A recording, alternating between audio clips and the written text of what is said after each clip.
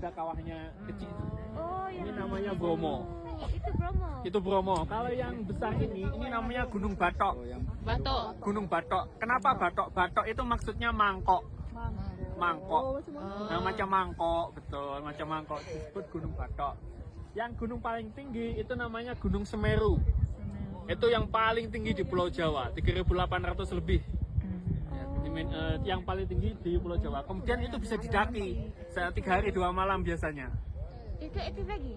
Sudah aktif, semuanya masih aktif. Masih aktif? Semuanya masih aktif. Kalau yang Semeru itu barusan erupsi. Januari, setiap Januari dia erupsi. Oke, Setiap terus- Januari. Ya betul. Untuk terus sejarahnya, sejarah geografinya, Gunung Bromo dulu itu satu pegunungan api yang besar. Kemudian 1,5 juta tahun yang lalu dia meletus. Letusan pertama dia berakhir di membuat arah kawah sekarang menjadi desa Ngadisari di Pasuruan. Letusan kedua dia menjadi arah kawah di desa ini di tak kelihatan dari sini. Namanya Desa Cemorolawang. Cemorolawang Cemorolawang ke sana itu.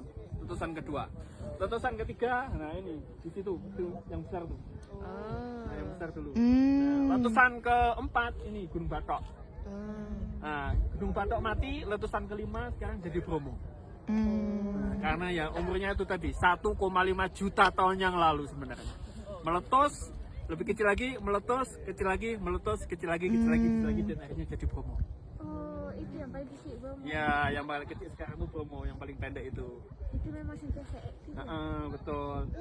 Oke, terus selanjutnya yang di bawah kita itu viewpoint King Kong. Itu yang ramai itu orang tuh. Itu yang ramai King Kong. Itu namanya viewpoint King Kong. Kita sekarang ada di viewpoint Pau. Ini namanya viewpoint Pau. Yang paling tinggi itu Kak, di antena-antena, di bawah antena. Nah, itu viewpoint 1. Yang paling tinggi. Viewpoint 1, Pau, King Kong, di bawahnya ada Love Hill. Love Hill. Di bawah Love Hill ada namanya viewpoint Dinklage. Semuanya ini masuk penanjakan 1. Areanya, kawasannya masuk kota Pasuruan, Bandar Pasuruan. Nah, di bawah kita, di bawah sini, ini ada namanya penanjakan 2 atau viewpoint 2 atau kita biasa sebut dengan Seruni Point. Seruni Point, Cemorolawang yang sebelah sana ini masuk kawasan Probolinggo. Bukan Pasuruan, bukan Malang, tapi Probolinggo. Kemudian yang sebelah sana, yang bukit paling tinggi, itu namanya B29. B29 itu masuk kawasan Lumajang. Nah, B29 sampai ke sana itu, sampai lurus ke sana itu masuk kawasan Lumajang, bukan kawasan Probolinggo. Di sini Pasuruan, Probolinggo, Lumajang. Nah, kemudian tempat kita datang tadi sebelah sana, itu wilayahnya Kabupaten Malang. Nah, jadi Taman Nasional Bromo Tengger Semeru itu ada di 4 kawasan. Pasuruan, sini Probolinggo, sebelah sana Lumajang, sebelah sana adalah Malang. Gitu, bagus ya. Oke, sekarang kawasannya. Kawasan sebelah sana, ini di sebelah kanannya Gunung Batok, itu kita sebut dengan Widodaren. Widodaren. Kenapa Widodaren? Karena di situ, di gunung yang ada garis-garisnya, itu ada gua kecil. Gua kecil itu di dalam gua ada mata air. Mata air yang selalu ada meskipun di musim kering. Dan itu disucikan oleh suku Tengger. Oh ya, belum sejarah suku Tengger ya nanti. Oke, nanti saya jelaskan.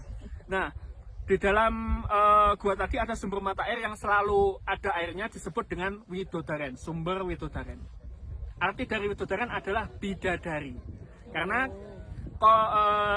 yang percaya bahwasanya siapa yang bisa masuk ke dalam gua kemudian ngambil airnya itu akan tetap cantik, muda, seksi seperti saya. Ya, intinya begitu. Kasihnya gitu. Widodaren atau bidadari. Oke, kemudian selanjutnya di bawah sini yang di bawah awan itu nanti ada lautan pasir. Ini sampai sana. Lautan pasir. Ada juga nanti puranya tapi tak nampak dari sini, masih tertutup oleh awan. Sebelah sananya Gunung Bromo itu disebut dengan kawasan pasir berbisik. Nah, pasir berbisik. Selepas pasir berbisik disebut dengan kawasan savana. Savana tempat kita tadi malam kita lewat situ, cuma tak nampak. Nah, gitu ya. Nah, di savana itu ada spot 3 favoritnya. Yang pertama adalah Bukit Teletabis. Yang kedua adalah apa namanya, kayu viewpoint dari Teletubbies. Itu ada pokoknya gitu Kak, pokok yang tinggi. Nah di situ kita biasanya camping di situ. Kemudian yang ketiga di Watu apa namanya, lupa saya. Watu Gede, di Watu Gede, situs Watu Gede. Nah ini juga viewpoint juga. Nah ini tadi semua adalah yang dalam kawasan Bromo. Oke, sekarang sejarahnya Gunung Bromo menurut budaya. Bromo itu diambil dari bahasa namanya Brahmana, Hindu. Ya. Nah, agama di sini adalah kepercayaan orang sini adalah Hindu. Hindunya Hindu Tengger, bukan Hindu Bali. Berbeda kepercayaan ya. Semuanya Hindu Tengger, Hindu Bali, kemudian Hindunya orang Kawi pun berbeda. Oke, Tengger ini diambil dari kata Joko Anteng dan Roro Seger. Zaman dahulu kala, ini masuk budaya. Zaman dahulu kala itu ada dua orang laki-laki, satu orang laki-laki dan satu orang perempuan. Nah, mereka adalah pelarian daripada kerajaan Majapahit yang yang tidak mau masuk Islam. Mereka larinya ke sekitaran Gunung Bromo. Nah, gitu. Nah, ketika waktu itu Bromo ini masih berbahaya. Supaya tidak berbahaya, Brahmana itu mempunyai pandangan bahwasanya bila kita memasukkan satu laki-laki dan satu perempuan ke dalam kawah Bromo, maka Bromo tidak akan lagi berbahaya untuk orang di sekitarnya.